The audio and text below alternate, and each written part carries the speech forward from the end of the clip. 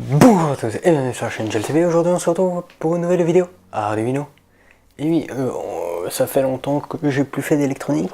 Alors, ce qu'on va faire, c'est un sélecteur de programme, grossièrement. C'est une première version, dans un futur vous allez voir une deuxième version sur ce sélecteur. Alors tout d'abord, qu'est-ce qu'on va devoir faire pour commencer? Donc dans cette vidéo on va uniquement voir tout ce qui est hardware, donc matériel, et dans la prochaine on verra le programme en lui-même. Donc vous allez avoir besoin d'un petit sélecteur. Donc moi j'en ai un à 12 positions, celui-ci, et je lui ai mis des câbles et des fiches, les mêmes que pour l'Arduino.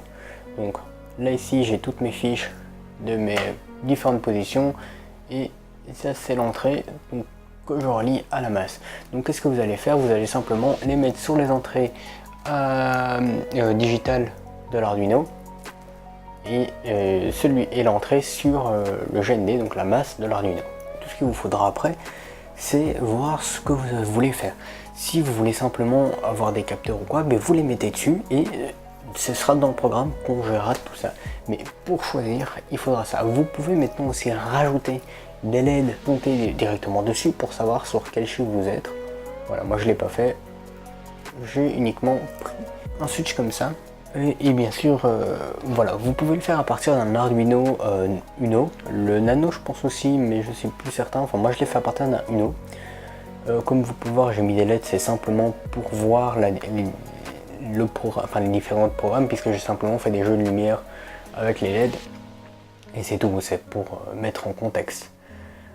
Sinon, voilà, vous pouvez le faire avec un méga, vous pouvez le faire avec d'autres. Et dans une future vidéo, encore une fois, on verra comment faire ceci sans avoir 12 câbles, enfin 12 fils, mais ne plus en avoir que 2, la masse, et un fil pilote qui sera alors sur une entrée analogue de l'Arduino, mais on n'y est pas encore.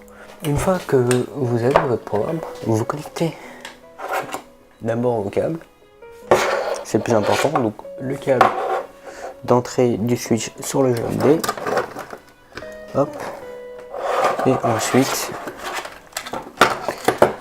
les deux autres.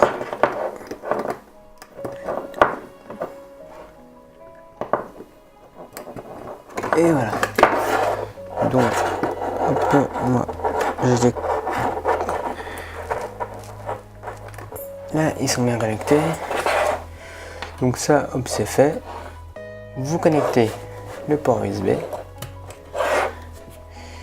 Là, il démarre tout de suite parce qu'il y a déjà le programme dessus, mais vous téléversez votre programme, vous vérifiez qu'il n'y a pas d'erreur. Donc vous connectez ceci sur l'Arduino. On se retrouve dans la prochaine vidéo pour voir le programme, mais maintenant, on va directement voir le résultat. Donc, pour voir que ça marche bien, je vais couper les lumières, et voilà.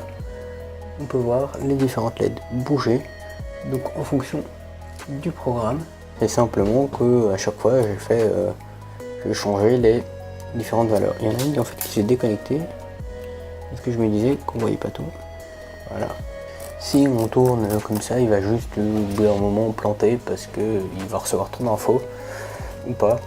Là il plante pas, mais ça dépend si vous avez beaucoup de capteurs ou pas, et que enfin tout dépend de votre programme, mais vous risquez quand même de le faire planter. Donc vous pouvez faire, c'est qu'à chaque fois que dans la boucle remettre un délai pour éviter que ça fasse planter, ou voir carrément reset toutes les entrées à chaque fois que vous tournez. Moi c'est ce que j'ai fait, comme ça plante pas, sinon ça plantait. Et dans un certain cas même d'ailleurs ça peut vous bloquer l'entrée et en fait rendre le programme inutilisable, parce que ça vous allez tourner et il va rester en position peu importe quand vous tournez. Du coup voilà. Donc voilà, c'était tout pour cette vidéo. On se retrouve encore une fois dans la prochaine vidéo pour voir le programme, et moi je vous dis à la prochaine sur GLTV.